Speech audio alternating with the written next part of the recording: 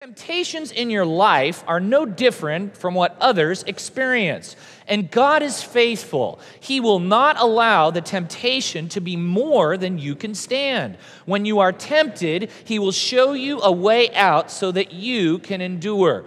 You see, when we look at verses like this in the Bible, a lot of times we are tempted to assign the word temptation to just moral temptation or adultery or affairs or something like that. But temptation is much more than that, isn't it?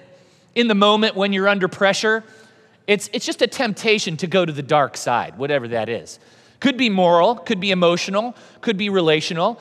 It's just when we're tempted, we're under pressure to let the worst parts of ourselves come out and leak on other people's and impact others through our choices and our attitudes. And when I look at this passage, I just want us to all get on the same page and first recognize we're not alone. That's why I love this passage.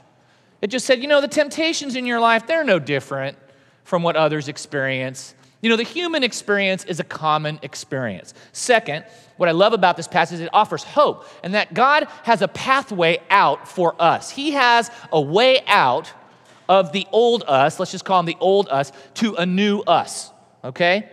Where we're winning character change.